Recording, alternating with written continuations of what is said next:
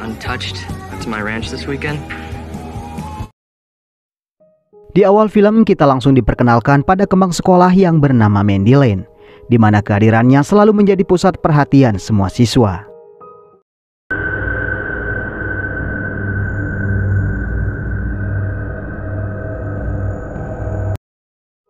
Tapi dari sekian banyak siswa yang merayunya, tak ada yang benar-benar berhasil mendapatkannya. Satu-satunya siswa yang selalu ada di dekatnya hanya siswa culun yang bernama Emmett.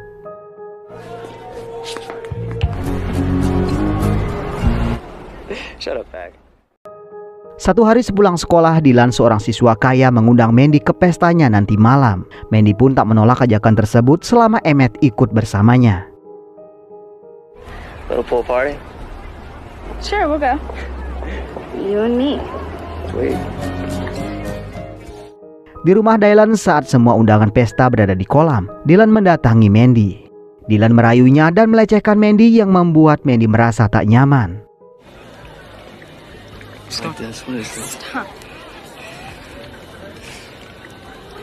Emmett yang sedari tadi memperhatikan hal tersebut merasa geram dan menembak Dylan dengan pistol air. Dylan yang kesal lalu meninju dan berusaha menenggelamkan Emmett. Namun beruntung Mandy datang dan meminta Dylan melepaskan sahabatnya. Dylan, stop. I was just playing around with this kid. Winter, you're fucking amazing, dude. You know that? Beberapa saat kemudian Dylan mendatangi Emmett yang sedang duduk di atap. Ia meminta maaf dan mencoba berdamai dengan Emmett dengan tujuan agar Emmett mau membantunya mendapatkan Mandy. Emmett mengatakan kalau Mandy pasti sudah mencoret nama Dylan dari daftarnya karena telah menyakiti sahabatnya. Dylan diminta berusaha lebih keras lagi untuk mendapatkan perhatian Mandy kembali. Dylan lalu menanyakan apa yang harus ia lakukan. Emmett mengatakan kalau mereka harus meloncat bersama-sama ke kolam agar Mandy berpikir kalau mereka sudah berbaikan. Dan setelah melihat Mandy terus memperhatikan mereka, Dylan pun tak keberatan dengan usul Emmett. Mereka kemudian bersiap-siap dan saat Dylan melompat, ternyata Emmett tak ikut melompat. Tak cuma itu, Dylan yang sudah setengah mabuk akhirnya tewas seketika karena kepalanya membentur pinggiran kolam. Mandy Lane!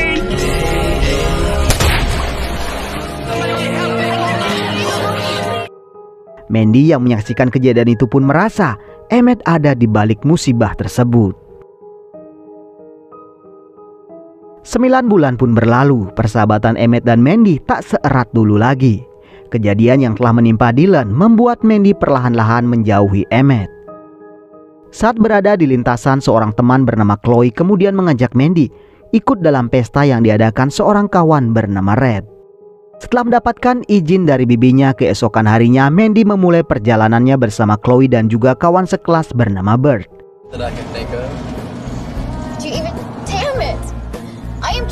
Di mobil berbeda terdapat si pemilik pesta yang bernama Red, Jake dan juga pacarnya yang bernama Marlin. Mereka begitu menikmati perjalanan, sesekali mereka pun berhenti karena tujuan mereka masih sangatlah jauh. Saat hampir sampai di peternakan keluarga Red, Chloe meminta Bert menghentikan mobilnya karena jalannya rusak. Ia pun akhirnya ikut di mobil Red dan Red mengatakan akan mengirim orang untuk menjemput Bert dan juga Mandy. Di dalam perjalanan Bert mengajak Mandy berbincang. Ia mengatakan kalau Mandy berbeda dengan gadis yang lain. Selain cantik, Mandy juga terkenal lugu dan juga polos. Dan tentunya rayuan tersebut membuat Mandy merasa tersanjung. Bert lalu memberanikan diri menggenggam tangan Mandy. Melihat Mandy tak menolak, Bert pun meminta sebuah ciuman. Merasa hanya sebuah ciuman seorang kawan, Mandy masih tak menolak. Namun saat Bert ingin mencium bibirnya, seseorang datang. Pria ini ternyata bernama Garrett. Ia adalah pengurus peternakan keluarga Red. Dan ia rupanya diminta Red untuk menjemput Bert dan juga Mandy.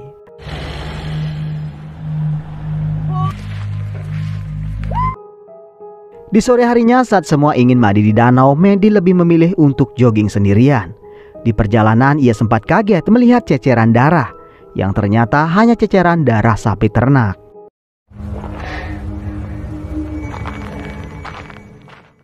Setelah capek berjoging ria, Mandy bergabung bersama yang lain di danau.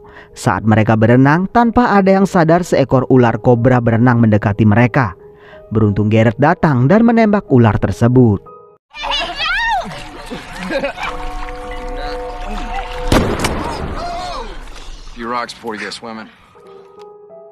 Di malam harinya mereka berkumpul sambil bermain sebuah permainan jadul bernama Truth and Dare atau Jujur dan Berani. Di saat yang sama, Mandy melihat bayangan seseorang di luar rumah. What? No. Truth or dare? Saat tiba giliran Marlin, ia meminta Mandy memilih jujur atau berani. Dan karena Mandy memilih berani, ia menantang Mandy ke tempat Garrett dan mengundangnya bergabung. Semua orang berusaha melarang karena Garrett pria yang temperamen. Tapi sepertinya Mandy juga sedang menunggu kesempatan tersebut.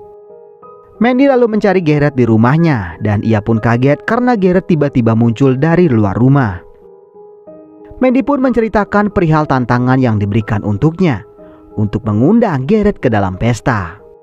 Tapi kelihatannya Garrett tak begitu tertarik bergabung bersama anak-anak SMA. Ia pun mengatakan kalau ia lebih menyukai kesendirian. Dan dengan perasaan kecewa, Mandy pun kembali ke teman-temannya. Permainan pun kembali berlanjut dan kali ini Marlin dan juga Chloe mengungkap kalau mereka sudah pernah ditiduri oleh Jake. Dan mereka merasa sangat kecewa karena Jake tak sejantan pria lainnya. Tentu hal itu membuat Jake malu dan tanpa banyak bicara ia pun meninggalkan permainan. Fuck you guys. Blow me, Chubbs. Marlin yang rupanya masih menaruh hati pada Jake menyusulnya keluar. Namun ia tak dapat menemukan Jake dimanapun. Setelah sampai di kandang, Jake akhirnya muncul. Akan tetapi ia malah meninggalkan Marlin. Karena rupanya ia kini tengah mengincar Mandy.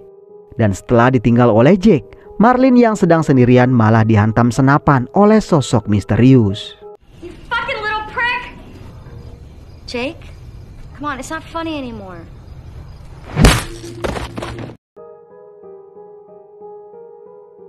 Jake kembali ke dalam di mana mereka kembali mengobrol. Tak lama kemudian Ren meminta Jake untuk mengambilkan beberapa botol bir lagi. Saat Jake keluar tiba-tiba saja listrik padam. Chloe yang ada di dalam toilet berteriak meminta salah satu dari mereka menyalakan generator. Demi mendapatkan perhatian Mandy, Bert pun akhirnya keluar. Di saat bersamaan Mandy pun meninggalkan Jake untuk mencari lilin. Bert yang tengah berusaha menyalakan generator rupanya kedatangan Garrett.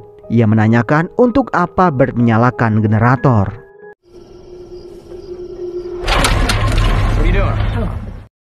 Setelah menceritakan perihal pemadaman di rumah, Garrett meminta Bert mengecek sekring. Karena sudah sejak lama sekali peternakan tak memakai generator lagi. Dan dari situ Bert pun sadar kalau seseorang telah mengerjai mereka.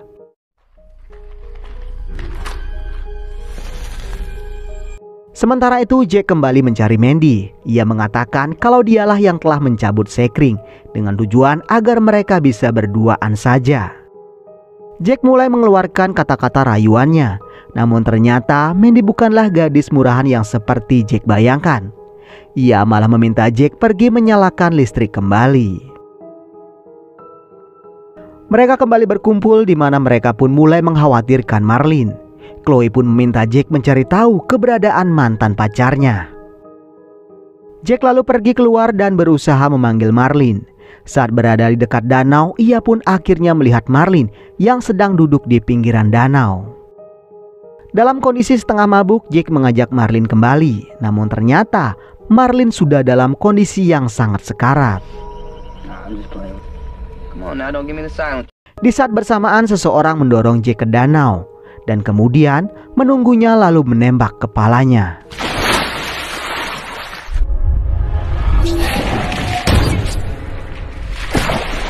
Rupanya suara tembakan tersebut terdengar sampai ke telinga Chloe. Ia pun meminta Red melihat apa yang sedang terjadi. Karena tak ada yang mau, akhirnya Chloe memutuskan pergi sendirian. Tapi saat membuka pintu, Garrett tiba-tiba sudah ada di depan.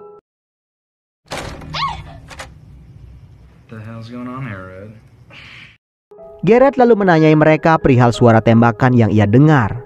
Nampak semuanya kompak mengatakan tak tahu dan berpura-pura tak mendengar apapun. Namun sepertinya Garrett tak percaya. Sebelum pergi, ia mengancam akan menelpon orang tua Red jika mereka semua berbuat macam-macam. Sementara itu di danau terlihat kalau psikopat yang baru saja membunuh Jake dan Marlin ternyata adalah Emmett. Rupanya ia masih tak bisa menerima pengabaian yang dilakukan Mandy padanya.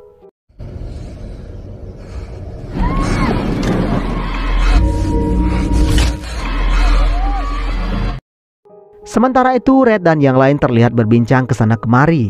Mereka mulai membicarakan Jake dan Marlin yang belum juga pulang sampai selarut itu.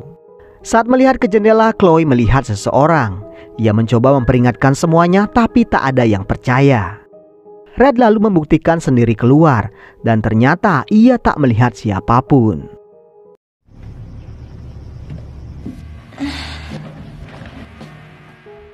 Tak berselang lama, Emmett datang dan menembaki mereka dengan petasan. Sontak semua kaget dan berpikir itu adalah ulah si Jake. Bird yang tak terima pun kemudian mengejar Emmett. Garrett lalu datang dan berniat menelpon ayah Red karena ulah mereka bisa saja membuat ladang terbakar. Namun kemudian sikap keras Garrett akhirnya berhasil diluluhkan oleh seorang Mandy Lane. Garrett rupanya masih khawatir dengan kelakuan Red dan yang lainnya. Ia pun akhirnya memutuskan untuk bermalam bersama mereka. Sementara itu pengejaran Bird akhirnya terhenti. Ia pun kaget mendapati kalau Emmett yang sedang mengerjai mereka dan bukan si Jake. Hey Bird, hop in. Emmett? Melihat senyuman Emmett, ia pun menduga kalau Emmett memiliki niat yang jahat. Saat Emmett menodong Bird dengan senapannya, Bird berhasil membalikkan keadaan. Emmett pun tak bisa berkutik menghadapi seorang Bird.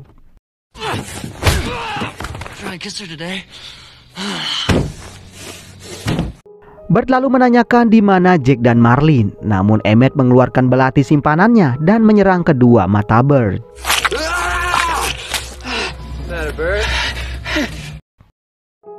Dalam kondisi seperti itu, Bird merangkak dan mencoba melarikan diri. Tapi tiba-tiba Emmett datang dan menancapkan belatinya berkali-kali ke tubuh Bird sampai ia tewas. Keesokan harinya saat semua penghuni rumah masih terlelap, Garrett mendengar suara radio dari lantai atas. Ia buru-buru ke atas dan mematikannya.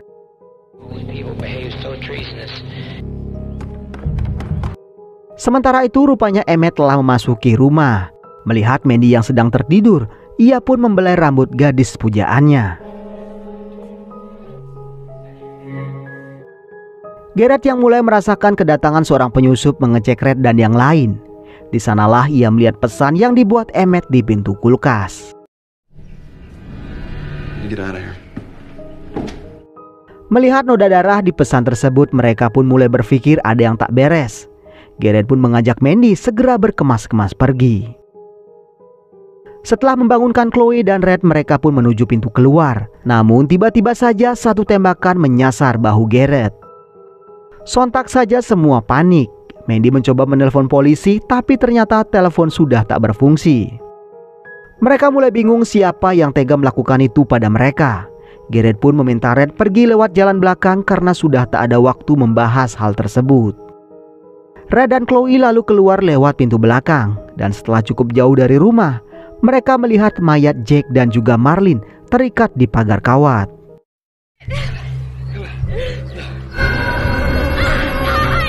Mereka kembali melanjutkan perjalanan dan setelah mengikuti jalan setapak, mereka akhirnya menemukan mobil Chloe yang tertinggal. Baru saja mereka merasa selamat dari kejaran psikopat, tiba-tiba satu tembakan kembali melesat mengenai Red. Saat Emmett mencoba mendekati Chloe, Chloe berlari menyelamatkan diri. Emmett kemudian menggunakan mobil Chloe untuk mengejarnya.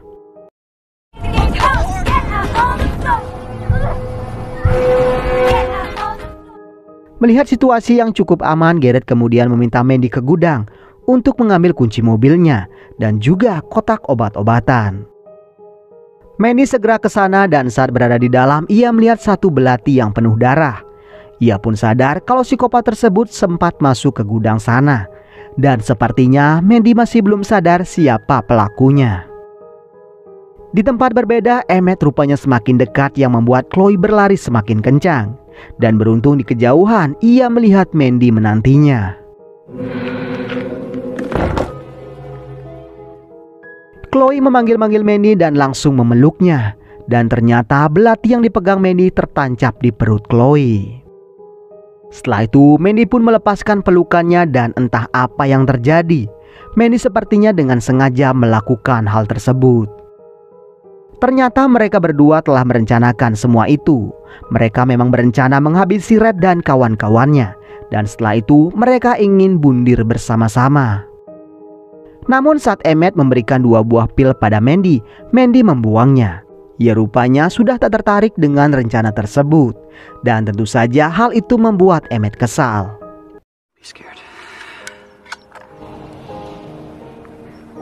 Tak lama kemudian Garrett pun datang. Emmett langsung menyerangnya dan melemparkan senjata Garrett.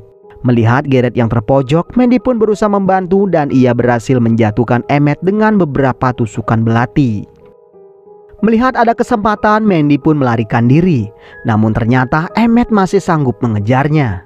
Dan karena tak sadar, satu persatu dari mereka pun jatuh ke dalam kuburan ternak.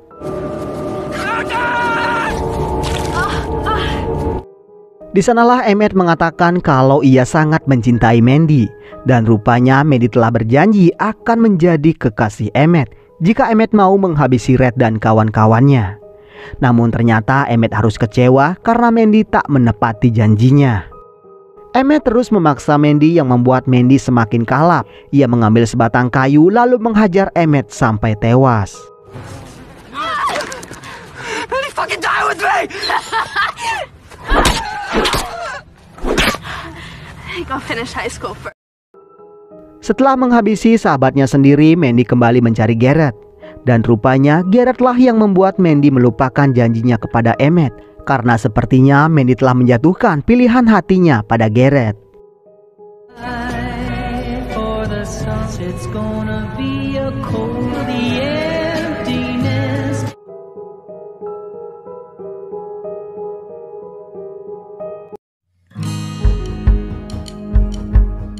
Jadi sebetulnya apa yang dilakukan Emmett hanya untuk membuktikan rasa cintanya pada Mandy Lane. Meskipun harus menghabisi nyawa orang lain, ia tak peduli asalkan apa yang ia cita-citakan terwujud. Keinginan Mandy untuk melenyapkan Red dan kawan-kawannya hanyalah karena kesal. Karena kerap ia sering dirayu dan dilecehkan oleh teman-teman prianya. Karena itulah ia merasa Emmett adalah orang yang tepat untuk menghabisi orang-orang semacam itu. Oke teman-teman, demikian alur cerita film kali ini. Mohon maaf jika masih banyak kesalahan dalam penyampaian alur ceritanya. Akhir kata, semoga teman-teman sehat selalu. Jangan lupa subscribe dan sampai ketemu di video berikutnya.